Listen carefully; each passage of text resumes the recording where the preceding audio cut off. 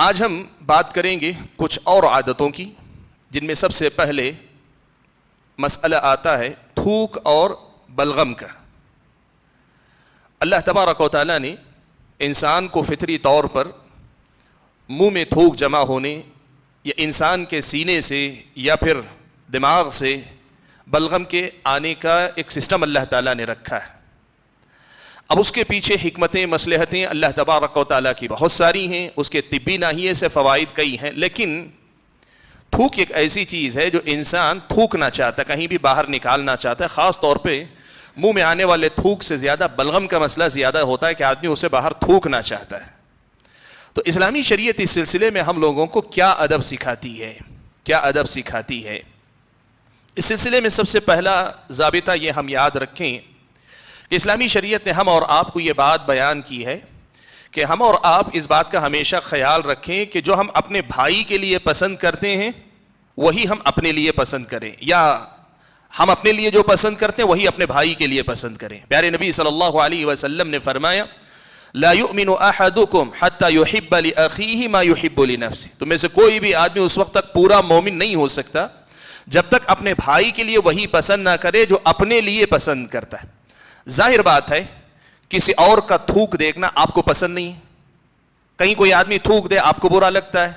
کہیں کوئی آدمی تھوکنے کے بعد ویسے ہی چھوڑ کر چلا جائے آپ کو اچھا نہیں لگتا ہے، بلغم ہو تو اور برا لگتا ہے۔ تو جو چیز آپ اپنے لیے پسند کرتے ہیں کہ وہ نہ دیکھیں آپ، تو اسلامی شریعت آپ کو یہی ضابطہ دیتی ہے کہ آپ اپنے بھائی کے لیے وہی پسند کریں۔ آپ کا تھوک نکلتا ہے، نکالنا ہے تو آپ نکالیے، لیکن اس بات کا خیال رکھیے کہ اس کی وجہ سے نہ جگہ کوئی گندا ہو، نہ کسی ایسی جگہ آپ چھوڑیں کہ جس کو دیکھ کر کسی اور مسلمان کو تکلیف ہو، کسی اور انسان کو برا لگے۔ یہ ادب ہم اور آپ کو اس کا خاص طور پہ خیال رکھنا چاہیے۔ خاص طور پر مسجدوں کے سلسلے میں نبی علیہ الصلوۃ والسلام نے خاص تاکید فرمائی۔ آپ صلی اللہ علیہ وسلم نے فرمایا، حضرت انس بن مالک رضی اللہ تعالیٰ عنہ کی روایت ہے کہ البصاق فی المسجد خطیئۃ وکفارتها دفنها، کہ مسجد میں کہیں تھوک دینا یہ جو ایک گناہ ہے اور اس کا کفارہ یہ ہے کہ اس کو دفن کر دیا جائے، اس کو دفن کر دیا جائے۔ پیارے نبی صلی اللہ علیہ وسلم نے ایک مرتبہ نماز کے لیے آپ آگے بڑھے تو قبلے کی طرف دیکھا کہ پہلے سے کسی انسان نے وہاں تھوک دیا ہے۔ پرانے زمانے میں مسجدیں ایسی نہیں نہ ہوتی تھیں، پوری مٹی کی ہوتی تھی، زمین پوری مٹی کی، کنکریاں اس پہ بچھائی ہوئی ہوتی تھیں، آدمی وہیں نماز پڑھتا تھا، تو لوگ جو ہے مٹی ہے سمجھ کر تھوک دیتے۔ اللہ کے نبی صلی اللہ علیہ وسلم نے قبلے کی طرف، قبلے کے رخ پر دیکھا کہ وہاں تھوک لگا ہوا ہے، تو آپ صلی اللہ علیہ وسلم کا چہرہ جو ہے بدل گیا۔ آپ صلی اللہ علیہ وسلم نے اسے کھرچ دیا، اسے کھرچ کر نکال دیا۔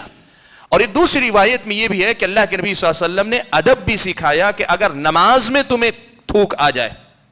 ظاہر بات ہے مسجد میں کوئی آدمی جان بوجھ کے آ کے نہیں تھوکے گا، یہ جو اللہ کے نبی صلی اللہ علیہ وسلم کو جو تھوک دکھائی دیا، ایسا تو نہیں کہ کوئی آدمی باہر سے آ کے مسجد میں تھوکا ہو، یہی توقع ہے کہ نماز میں کھڑا ہوگا، تھوک آیا ہوگا تو نماز میں تھوکنے کے لیے اس نے سامنے تھوک دیا ہوگا، یہی ہوا ہوگا۔ اللہ کے نبی صلی اللہ علیہ وسلم نے اسی لیے دوسری روایت میں یہ ادب سکھایا کہ جب تم میں سے کوئی آدمی نماز میں ہو اور اگر اسے تھوکنے کی نوبت آتی ہے تو نبی علیہ الصلوۃ والسلام نے کہا کہ سامنے کی طرف نہ تھوکے، نماز میں سامنے کی طرف نہ تھوکے، اس لیے کہ سامنے اللہ تبارک و تعالیٰ ہوتا ہے۔ بندہ جب نماز میں کھڑا ہوتا ہے تو اللہ تبارک و تعالیٰ کا سامنا کر رہا ہوتا ہے، تو سامنے کی طرف نہ تھوکے، بلکہ اللہ کے نبی نے کہا دائیں بھی نہ تھوکیں، اپنی سیدھی سمت آپ کھڑے ہیں تو آپ کا جو سیدھی طرف سیدھا حصہ ہے اس طرف بھی نہ تھوکیں۔ لیکن اگر واقعی تھوک آ گیا ہے، اللہ کے نبی صلی اللہ علیہ وسلم نے 3 طریقے اس کے سکھائے ہیں۔ آپ صلی اللہ علیہ وسلم نے یہ بات بیان فرمائی، یا تو جو ہے اپنے بائیں طرف تھوکے، ظاہر بات ہے اس وقت جب بائیں طرف کوئی نہ ہو، اور یا پھر اپنے پیر کے نیچے تھوک لے، اپنے پیر کے نیچے تھوک لے، یا تیسری شکل اللہ کے نبی صلی اللہ علیہ وسلم نے اپنا کپڑا لے کر یوں بتایا کہ کپڑے میں ایسے جو ہے نکال لے اور اسے کپڑے کو کپڑے سے رگڑ کے چھوڑ دے۔ اب یہ جو ادب اللہ کے نبی نے سکھایا ہے، ظاہر بات ہے اس میں بائیں طرف تھوکنے کا مسئلہ ہو یا نیچے تھوکنے کا مسئلہ ہو، یہ اس وقت ہے جب زمین مٹی والی ہو، جب زمین مٹی والی ہو، جیسے اللہ کے نبی کے زمانے میں تھی بات۔ اب تو ایسا نہیں ہو سکتا، آپ کی مسجدوں میں تو قالین بچھی ہیں، تو اب یہاں کہاں تھوکیں گے؟ آپ تو یہاں نہ نیچے تھوک پائیں گے نہ آپ بائیں، اب ایک ہی مسئلہ رہ جاتا ہے کہ آپ اپنے کپڑے میں تھوک لیں،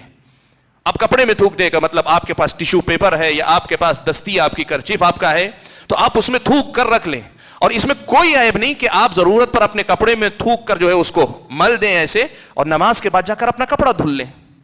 یہ اچھا ہے اس کے مقابلے میں کہ آپ دائیں بائیں تھوکیں یا اپنے منہ میں جو ہے تھوک جمائے رہیں اور اسی حالت میں نماز مکمل کریں۔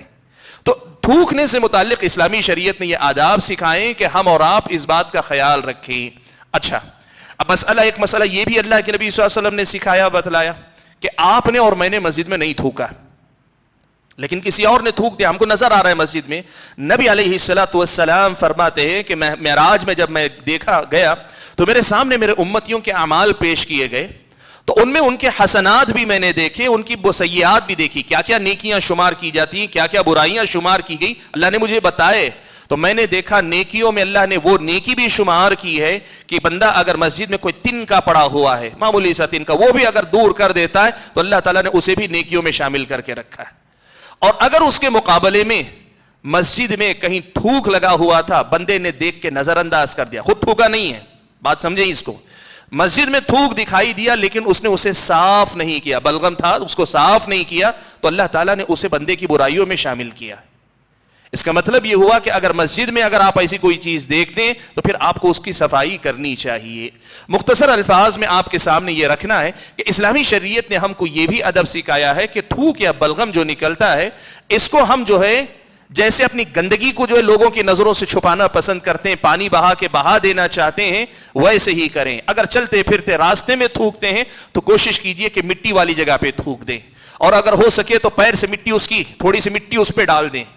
یا اگر پانی والی جگہ پہ آپ جا رہے ہیں گندی نالی وغیرہ میں تھوک دیں، ٹھیک ہے پانی میں بہہ جائے گا۔ اور میں بتانا چاہوں گا خاص طور پر وضو خانوں میں یہ مسئلہ سب سے زیادہ دکھائی دیتا ہے۔ وضو کرنے کے بعد لوگ وضو کرنے کے بعد سمجھتے ہیں میرا وضو ہو گیا، نہیں،